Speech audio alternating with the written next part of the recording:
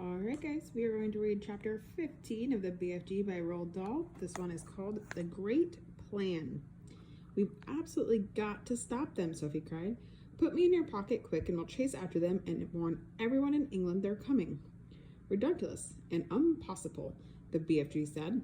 They is going 2 times as fast as me, and they is finishing their guzzle before I is halfway.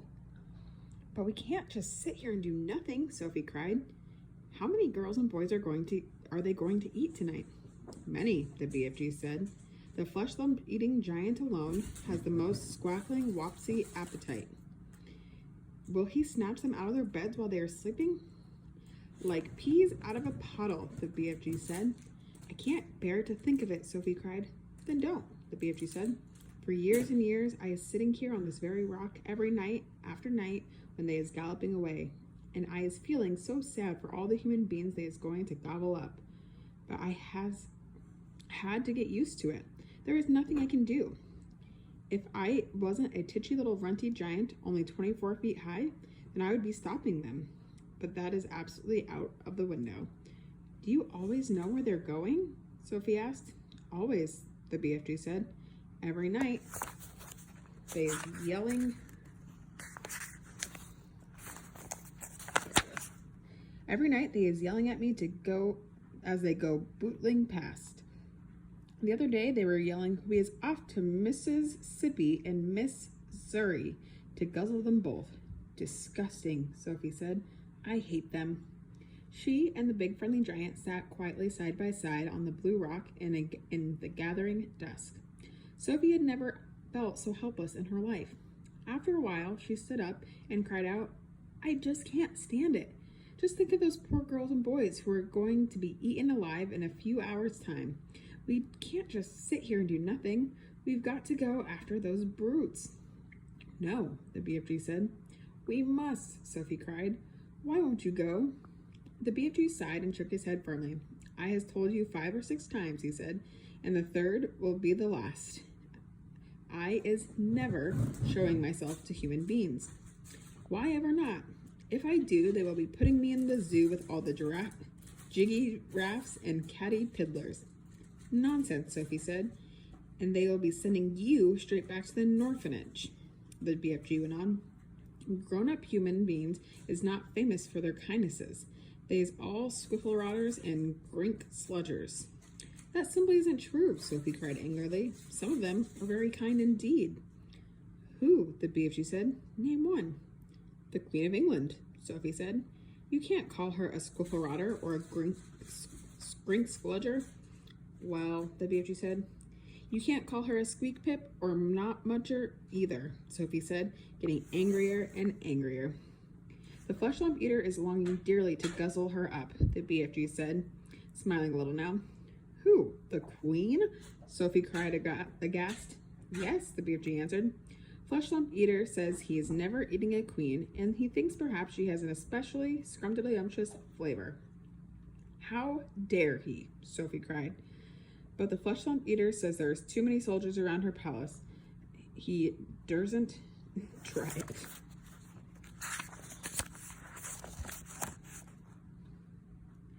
He'd better not, Sophie said. He's also saying that he would like very much to guzzle one of the soldiers in his pretty red suit, but he is worried about those big black furry hats they is wearing. He thinks they might be sticking in his throat. I hope he chokes, Sophie said. Flesh lump eater is a very careful giant, the BFG said. Sophie was silent for a few moments. Then suddenly, a voice filled with excitement, she cried out, I've got it! By golly, I think I've got it! Got what? Asked the BFG. The answer, cried Sophie. We'll go to the Queen. It's a terrific idea. If I went and told the Queen about these disgusting man-eating giants, I'm sure she'd do something about it. The BFG looked down at her sadly and shook his head. She is never believing you, he said. Never in a month of Mondays. I think she would. Never, the BFG said. It is sounding such a wonky tall story, the Queen will be laughing and saying, what awful rub squash. She would not. Of course she would, said the BFG. I have told you before that human beings is simply not believing in giants. Then it is up to us to find a way of making her believe in them, Sophie said. And how is you getting in to see the Queen anyway? the BFG said. Now, hold on a sec, Sophie said. Just you hold on a sec, because I've got another idea. Your ideas are full of crowd-swaggle, the BFG said. Not this one, Sophie said. You say that if we tell the Queen, she would never believe us. I is certain she wouldn't, the BFG said. But we aren't going to tell her, Sophie said excitedly. We don't have to tell her. We'll make her dream it. That is an even more froth-bungling suggestion, the BFG said. Dreams is lots of fun, but nobody is believing in dreams either. You is only believing in a dream while you is actually dreaming. But as soon as you is waking up, you say, oh, thank goodness, it was only a dream. Don't you worry about that part, Sophie said. I can fix that. Never can you fix it, the BFG said. I can. I swear I can. But first of all, let me ask you a very important question. Here it is. Can you make a person dream about absolutely anything in the world? Anything you like, the BFG said proudly. If I said I wanted to dream that I was flying in a bathtub with silver wings, could you make me dream it? I could, the BFG said. But how, Sophie said. You obviously don't have the exact dream in your collection. I do not, he said. But I could be mixing it up. How could you be mixing it up? It is like a little mixing cake, the BFG said. If you is putting the right amounts of all the different things into it, you is making a cake come out any way you want. Sugary, spongy, curranty, Christmassy, or gobswitchy. It is the same with dreams. Go on, Sophie said. I has dillions of dreams on my shelves, right or left? Right, Sophie said. I has dreams about bathtubs, lots of them. I has dreams about silver wings. I has dreams about flying. So all I have to do is mix those dreams together in proper way, and I was very quickly making a dream where he was flying in a bathtub with silver wings.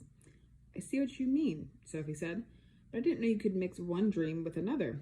Dreams like being mixed, the BFG answered.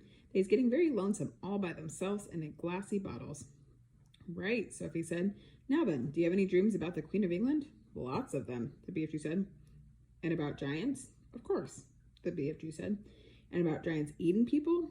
Swiggles of them, the BFG said. And about little girls like me? Those are the commonest of all, the BFG said. I have bottles and bottles of dreams about little girls. And you can mix them all up just as I want you to? Sophie asked, getting more and more excited. Of course, the BFG said. But how is this helping us?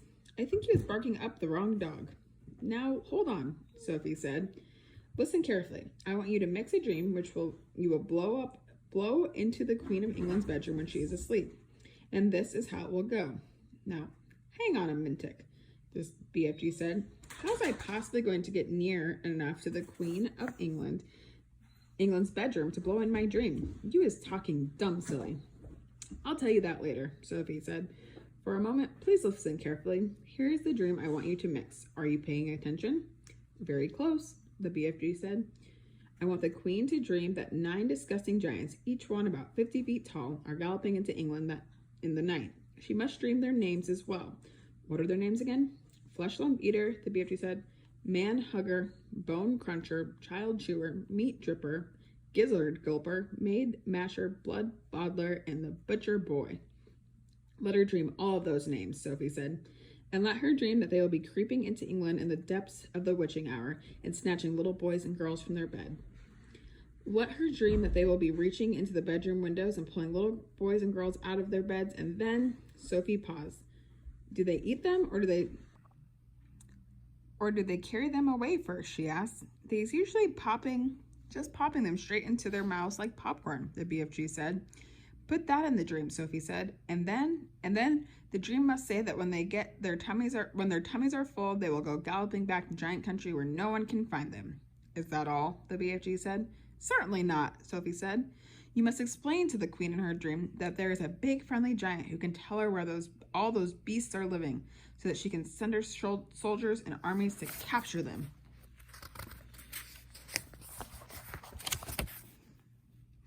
Once and for all. And now let her dream one last and very important thing. Let her dream that there is a little girl called Sophie sitting in her windowsill who will tell her where the big friendly giant is hiding. Where is he hiding? Asked BFG. We'll come to that later, Sophie said. So the Queen dreams her dream, right? Right, the BFG said. Then she wakes up and first thing she sees oh, what a horrid dream.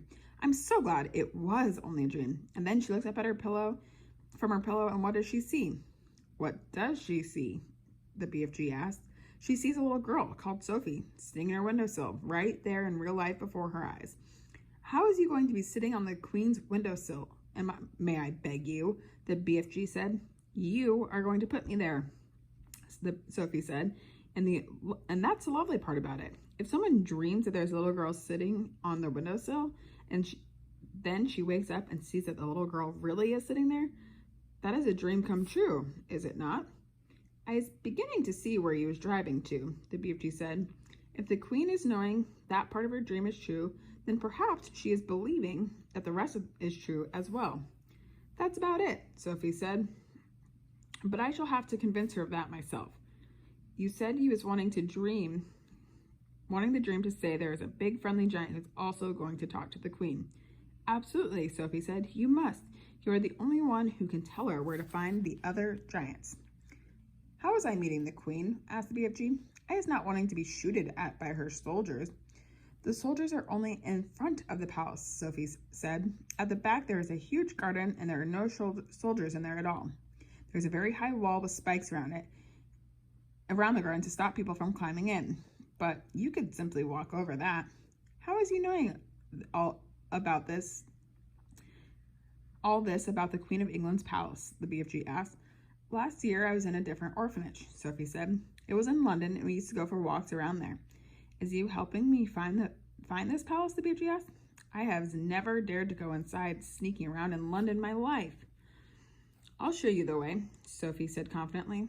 I is frightened of London, the BFG said. Don't be, Sophie said.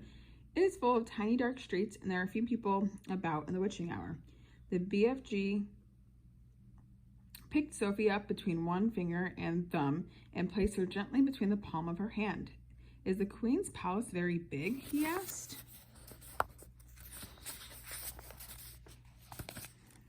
Huge, Sophie said. Then how is we finding the right bedroom? That is up to you. You're supposed to be an expert at this sort of thing. And he was absolutely sure the Queen will not put me in a zoo with all the catty piddlers. Of course she won't, Sophie said. You'll be a hero. And you'll never have to eat snozcumbers again. Sophie saw the BFG's eyes widen. He licked his lips. You mean it? He said. You really mean it? No more disgustive snozcumbers? And you couldn't get one if you wanted to, Sophie said.